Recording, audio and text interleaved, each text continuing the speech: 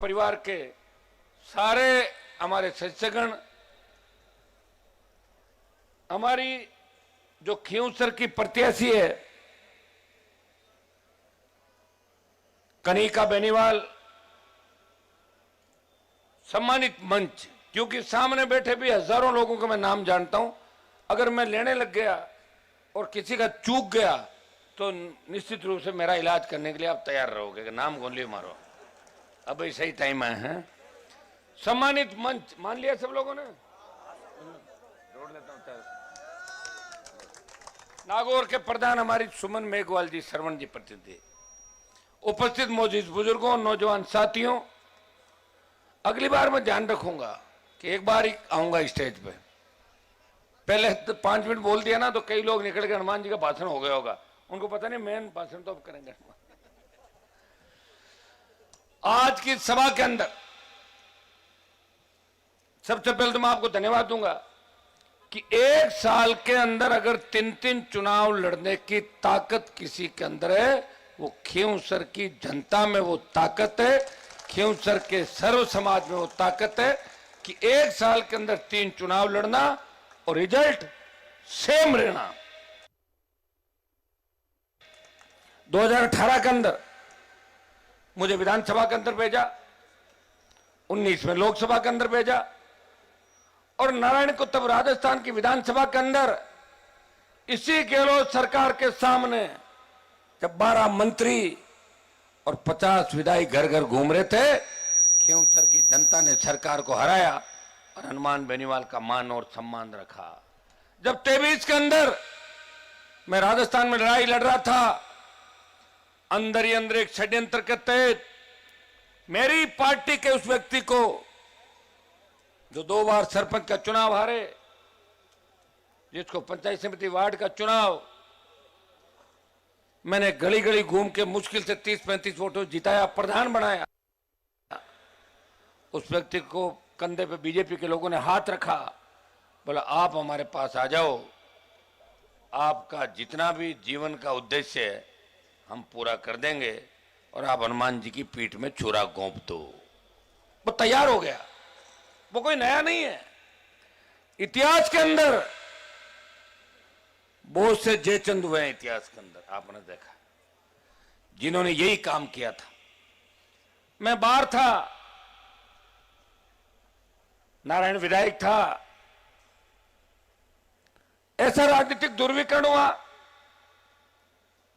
फिर भी धन्यवाद दूंगा खींवसर की जनता को कि 18-19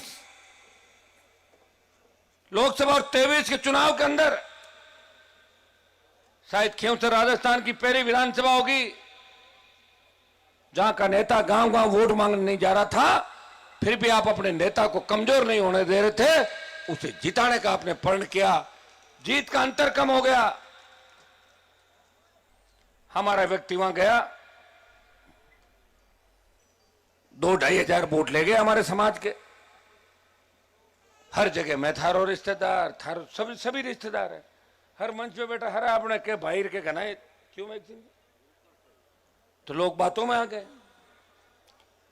फिर हमारे थोड़ा सा बावरी समाज और राई का समाज, जो 80% से ज्यादा पोलिंग मेरे परिवार को करता था, थोड़ा सा आशीर्वाद उनका कम हो गया।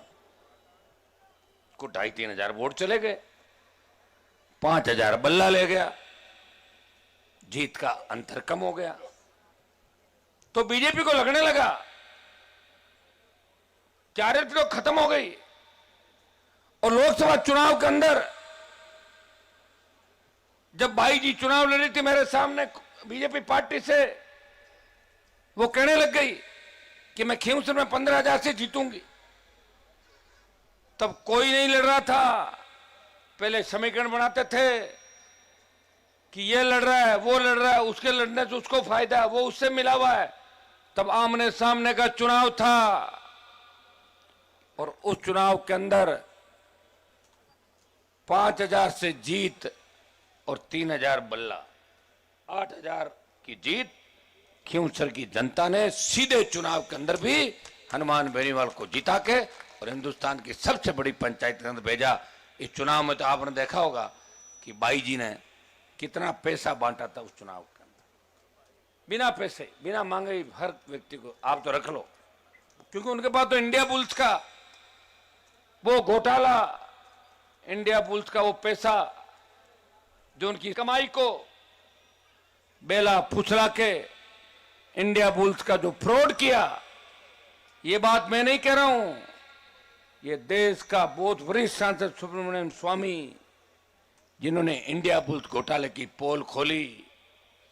जब इनको गिरफ्तार करने की बारी आई, सासू समेत बाई जी और इनका पूरा परिवार गृह मंत्री के पैरों में पड़ गया और भारतीय जनता पार्टी ज्वाइन कर ली। उस परिवार ने, जिनके दादाजी नाथूराम जी मिर्दा इस भारतीय जनता पार्टी के कमल के फूल को सत्यानाशी का फूल कहते थे, पूरे जीवन 60 साल तक नाथूराम जी मिर्दा ने कभी बीजेपी का नाम नहीं लिया। आज बाई जी कह रही थी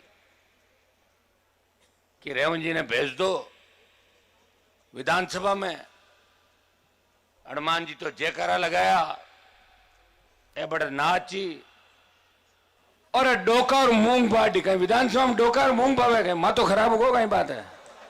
जी भाषण छोड़ देवे, लोग ताली बजाओ, देखो अरे विधानसभा तो छोटी सी होती है, मूंग और डोका तो खेतांग में हुआ है, बट विधानसभा में हुआ क्या आड़ पाड़ अगर नाची आड़ पाड़ डोका मूंग हुई भाई पाड़ दे, ताड़ पाड़ तो आदमी बैठ रही बात नहीं पाड़ देगा, एमएलए बैठ रही जगह किताब सेट होगा। देखो एक भाई अब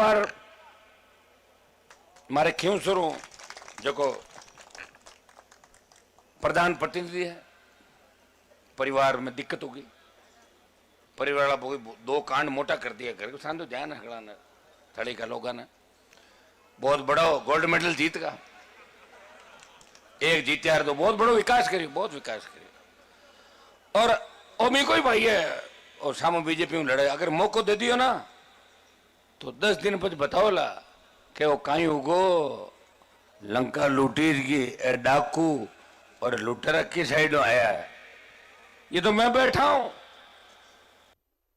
20 साल से आपकी सेवा कर रहा हूं, मजा ले, कोई खींवसर की तरफ देख ले।